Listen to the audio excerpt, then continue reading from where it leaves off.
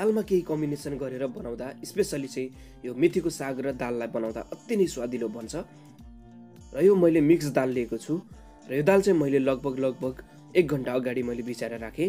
त्यसपछि कुकरमा अलिकति तेललाई राखिदिएको छु।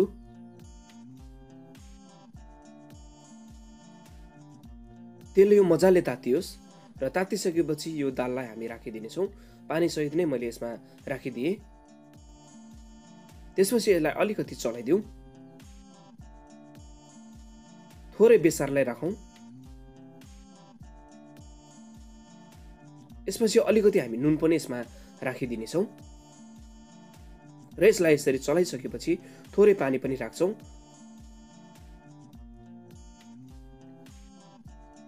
र यसरी मैले बिर्को लगाइदिइसकेको छु। यसलाई चाहिँ सिटी लाग्नलाई छोडिदिउँ।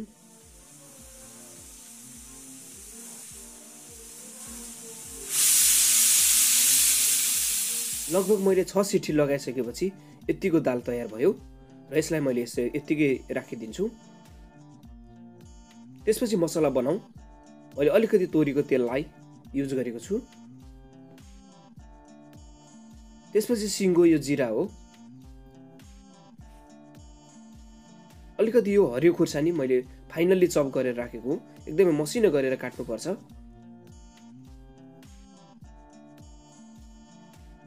यो पनि फाइनल एकदमै चप गरेर राखेको यो लसुन हो। यो पनि मसिनो गरेर काट्नुपर्छ र यसलाई यसरी राखेर चलाइदिए र बीचमा यसरी चेक गर्नुपर्छ। हल्का यो रातो हुन थालिसकेपछि अब हामी यसमा प्याज राखेर यसरी चलाउँछौँ र प्याज पनि यसरी रातो भइसकेको छ। अब हामी टमाटरलाई यसमा राखिदिनेछौँ र यसलाई यसरी चलाउँछौँ।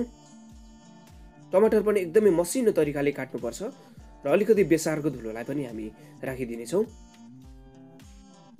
त्यसपछि स्वाद अनुसारको नुन पनि हामी यसमा राख्छौँ र यसलाई यसरी चलाउँछौँ। नुन पहिला नै राखेको हुनाले ठिक्क थोरै मात्रामा राख्नु होला।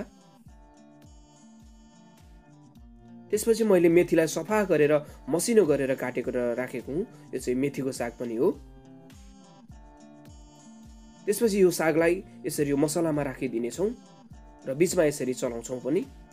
आजको रेसिपी मन पर्यो भने भिडियोलाई लाइक, शेयर, च्यानललाई सब्स्क्राइब गर्नु भएको छैन भने सब्स्क्राइब पनि गरिदिनुहोस्।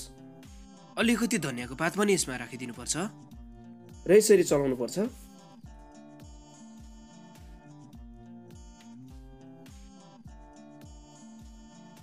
र अब चाहिँ दाललाई यसमा राखिदिनेछौँ। दाललाई अलिकति मैले पानी थपेर पातलो गरेको हुँ। आवश्यकता अनुसार पानी राख्ने हो र बीचमा यसरी चलाउँदै यो दाललाई मिक्स गर्दै जानुपर्छ।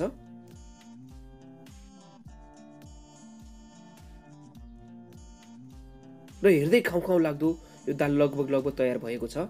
यसरी उम्लेको छ। लगभग मैले 7 मिनट जति पकाएपछि तयार भयो र यसरी मैले चाहिँ सर्भ गरेको छु। तातो हल्का माथिबाट धनिया राखेर।